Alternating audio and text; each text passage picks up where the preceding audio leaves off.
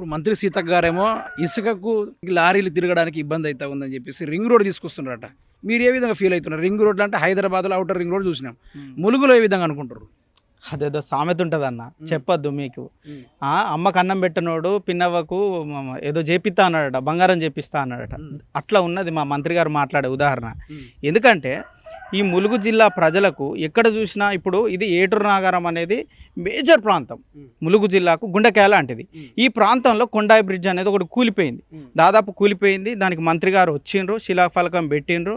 దానికి హంగు ఆర్భాటాలతోటి ఇప్పుడు 5 కోట్లు 6 కోట్లు నిధులు తెస్తాము, దాన్ని తొందరగానే ఫినిష్ చేస్తాము మేడారం జాతర ముందే అని చెప్పిండ్రు. మేడారం జాతర అయిపోయింది, దాని పనులు ఏమంటారు, దాని పనులు ఇది కుంటోడు నడిచినట్టు, క్షమించాలి, ఒక వికలాంగుని మనం ఇట్లా అనొద్దు, కానీ కుంటోడు నడిచిన కుంటి నడకన నడుస్తూ ఉన్నాయి ఆ పనులు. ఎందుకంటే ఇప్పుడు ఈ కొండాయి బ్రిడ్జి పనులేమో పక్కన పెట్టి వాళ్ళకు ప్రభుత్వానికి వాళ్ళ రేవంత్ అన్నకు ఇన్కమ్ వచ్చే పెద్ద సోర్స్ ఉన్నది కదా ఇసుక. మా బంగారాన్ని దోసుకుంటానికి వీళ్ళు తీసుకుపోయే మార్గమే ఆ రాజమార్గంగా వీళ్ళు అనుకుంటా ఉన్నారు. ఎందుకంటే మా ఇసుకను తీసుకొని పోయి వీళ్ళు అమ్ముకుంటేనే వాళ్ళకు రేపటి భవిష్యత్తు ఉంటుంది, పైసలు వస్తాయి. కాబట్టి ఆ కేవలం పైసల గురించే వాళ్ళు ఈ యొక్క రింగ్ రోడ్ అనే డ్రామా కొత్తగా మాట్లాడుతూ ఉన్నారు తప్పించి ఇది ములుగు జిల్లా ప్రజలకు కాదు, కనీసం ఒక గ్రామ ప్రజలకు కూడా ఉపయోగపడేది అయితే కాదు. ఎందుకంటే ఎన్నో చూస్తూ ఉన్నాం. ఈ మేడారం జాతరకు ముందు కూడా, పోయినసారి జాతర ముందు ఈ మా మంత్రి గారే, అయ్యా సీఎం గారు, రేపు జాతర జరగబోతూ ఉన్నది, కుంభమేళ జరగబోతూ ఉన్నది, మీరేం లారీలు ఆపకుండా ఇట్లా చేస్తూ ఉన్నారు అని చెప్పి లారీల గురించి మాట్లాడిన సీతక్క గారు మొన్నటి మేడారం జాతర ముందు ఒక 2-3 రోజుల వ్యవధిలోనే ఆపిర్రు తప్ప 10-15 రోజుల ముందు అయితే లారీలు అయితే ఆపలేదు. అంటే ఈ విషయం మనం ఎందుకు గుర్తు చేసుకోవాలంటే, మనకు ఏ యూట్యూబ్ ఛానళ్ళనైనా ఎందులోనైనా చూసుకుంటే వస్తుంది, ఖచ్చితంగా వస్తుంది ఈ రిఫరెన్స్కి సంబంధించి. సీతక్క గారు కొండాయిల వరదలు వచ్చి పోతే ఆనాడు ఇన్ఛార్జి మంత్రిగా ఉన్న సత్యవతి రాథోడ్ గారిని తిట్టింది, మీరు ఏం చేస్తూ ఉన్నారు, ఆడ ప్రజలు సత్తారు బతుకుతారు అని చెప్పి ఏడ్చింది. ఆ ఏడ్చిన ఏడుపులు కూడా డ్రోన్ కెమెరాలలో చిత్రీకరించినవి కానీ ఏదో ఒక సెల్లులో చూసినవి అయితే కాదు. అంటే ఆ విధంగా చేసే సీతక్క గారు చేసేది ఏమంటే రీల్స్. రేపు భవిష్యత్తుకు వీళ్ళు మళ్ళీ సెల్లులు, ఇప్పుడు ప్రత్యేకంగా సాంకేతిక పరిజ్ఞానం ఎక్కువయ్యి చాలామంది ప్రజలు సెల్లులు చూస్తూ ఉన్నారు తప్ప ఆ సెల్లులలో జరిగేదే స్వీకరిస్తారేమో అన్న ఉద్దేశం మీద సీతక్క గారు అనుకొని చేస్తూ ఉన్నారు తప్ప ఖచ్చితంగా ప్రతి అభివృద్ధి పనిని ప్రజలు గమనిస్తూ ఉన్నారు.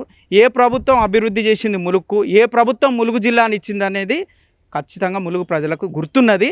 దానికి రేపు రాబోయే 2028 ఎలక్షన్లలో బుద్ధి చెప్తారు ఖచ్చితంగా. సీతక్క గారి నియోజకవర్గంలో పరిపాలన ఎట్లా జరుగుతుంది? పరిపాలన అనే అంశం పక్కన పెడితే కాంగ్రెస్ పార్టీ నాయకులకు, కాంట్రాక్టర్లకు ఉపాధి దొరుకుతూ ఉన్నది తప్ప ఈ తెలంగాణ రాష్ట్రంలో కాదు, మా ములుగు నియోజకవర్గ ప్రాంతంలో రీల్స్ తీసుకునే సీతక్క తప్పించి మా ప్రాంత ప్రజలకు ఏ విధంగా కూడా న్యాయం చేసినట్టు అయితే కనిపించడం లేదన్న.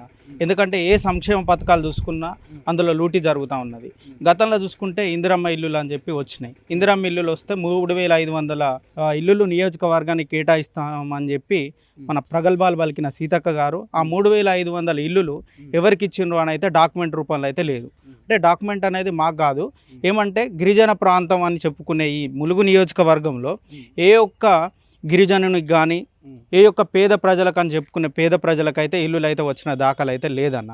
ఎందుకంటే 3500 ఇల్లులు పెడితే అందులో కాంగ్రెస్ పార్టీ నాయకులు వాళ్ళ సొంత చుట్టాలకైతేనేమి అవకాశం ఉన్న చోట డబ్బులు తీసుకొని ఇచ్చినారు తప్ప ఏ ఒక్క పేదోనికి మాత్రం న్యాయం అయితే జరగలేదు ఇల్లుల విషయంలో. అంటే గిరిజనులకే మొత్తం 3500 ఇండ్లను మొత్తం ఇచ్చేసాం, వాళ్ళని లబ్ధి చేసేటట్టు చేసామని మాట్లాడుతున్నారు సీతక్క గారు.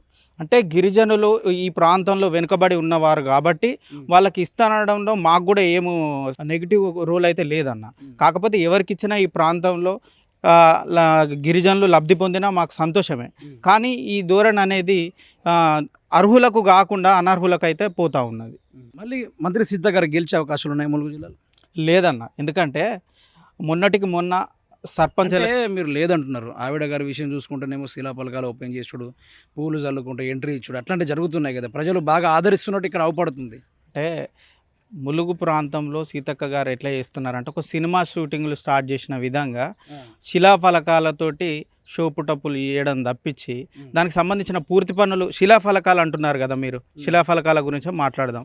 శిలాఫలకాలు ఇక్కడ పెట్టినామని చెప్పి శిలాఫలకాలు ప్రారంభోత్సవం ఉన్నాయి తప్ప ఈ పని అయిపోయిందని చెప్పి వచ్చి రిబ్బన్ కటింగ్ చేసిన ఫోటోలు ఎన్ని ఉన్నాయో ఒకసారి చూపించండి మీరే.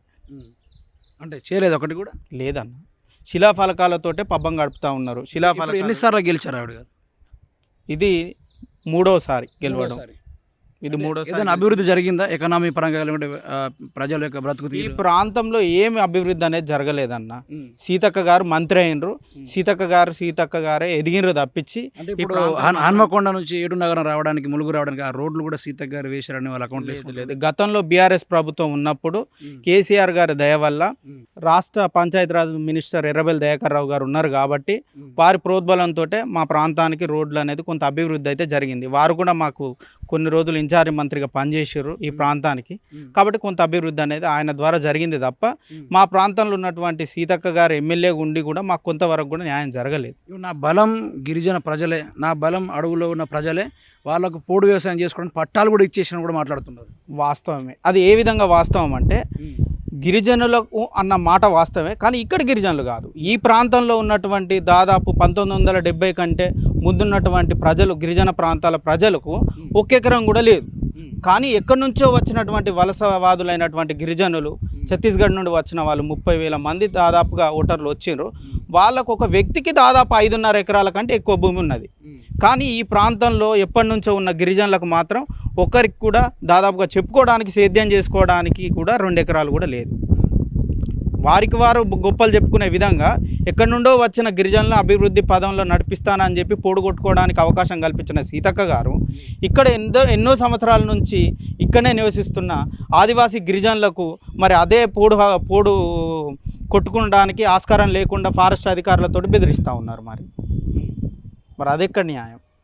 అంటే ఆమెకు ఓటర్లుగా చెప్పుకునే వారికి మాత్రం ఈ ఫారెస్ట్ చట్టాలు ఏమీ అవలంబించవు. కానీ ఇక్కడ ఉన్నటువంటి ప్రాంత ప్రజలకు మాత్రం చట్టాలు, శిక్షలు అన్నిటికీ మీరు ముందు ఉండాలి కాబట్టి మీరు అడవికి పోవద్దని మాత్రం చెప్తా ఉన్నారు. ఫారెస్ట్ మంత్రి అయినప్పటి నుంచి అంటే ఏం నిధులు కానీ లేకుంటే అభివృద్ధి కానీ ఏం జరగలేదా?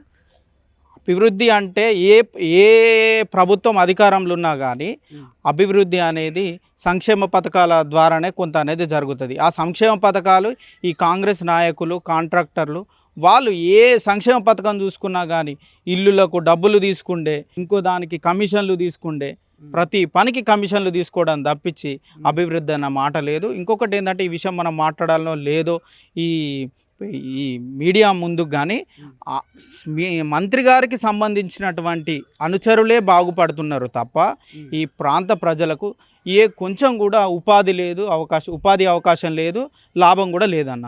నెక్స్ట్ ఎవరు గెలిచే అవకాశం ఉంది ఇదే ములుగు గడ్డ నుంచి? ఖచ్చితంగా బీఆర్ఎస్ ప్రభుత్వం, కేసీఆర్ గారు ఎవరు పంపిస్తే వాళ్ళని గెలిపించుకోవడానికి ములుగు జిల్లా ప్రజలు సిద్ధంగా ఉన్నారు. ఎందుకంటే కేసీఆర్ గారు చేసిన సంక్షేమ పథకాలు కానీ అన్నీ బాగానే ఉన్నాయి. కానీ ఎవరైతే ఇప్పుడు ప్రజలు ఎట్లుంటారన్న, సామాన్య ప్రజలకు ఎట్లుంటుందంటే పెడతా అంటే ఆశ, కొడతా అంటే భయం.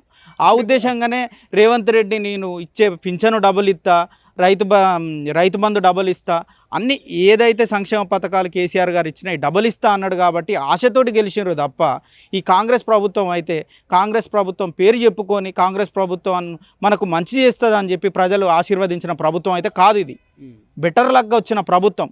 ఒక హ్యూమన్ సైకాలజీ ప్రకారం అంటే ప్రజలు తిరగబడుతున్నారా? ఖచ్చితంగా ప్రజలు తిరగబడుతున్నారు కాబట్టి దానికి ప్రత్యేక ఉదాహరణ ఏటూరు నాగవరం అనే ఒక గ్రామం, మేజర్ గ్రామ పంచాయతీ సర్పంచ్గా బీఆర్ఎస్ బలపరిచినటువంటి అభ్యర్థి కాకులమల్లి శ్రీలత లక్ష్మణ్ బాబు గారు 3223 ఓట్ల మెజారిటీతోటి గెలిచిండ్రే. అదే నిదర్శనంగా అనిపిస్తూ ఉన్నది. ములుగు ప్రాంతంలో ఖచ్చితంగా సీతక్కకు రాబోయే రోజుల్లో బుద్ధి చెప్పడానికి ఇక్కడ ఏటూరు నాగారంలో ఒక పునాది పడ్డది. అదే కాకులమల్లి శ్రీలత లక్ష్మణ్ బాబు గారు 3223 ఓట్లతోటి సర్పంచ్గా గెలవడమే ఇది నిదర్శనం. ఎంత మెజారిటీతో గెలిచే అవకాశం ఉంది? రాబోయే రోజుల్లో 50,000 పైచిలుకు ఓట్లతోటి బీఆర్ఎస్ ప్రభుత్వం అభ్యర్థి ఖచ్చితంగా గెలిచే అవకాశం ఉన్నది. ఇక్కడ పూర్తి వ్యతిరేక అనేది మొదలైంది. ఇక్కడ ఖచ్చితంగా రాబోయే రోజుల్లో కాంగ్రెస్ పార్టీ ప్రభుత్వానికి, సీతక్కకు గట్టి బుద్ధి చెప్పడానికి సిద్ధంగా ఉన్నారు ములుగు జిల్లా ప్రజలు.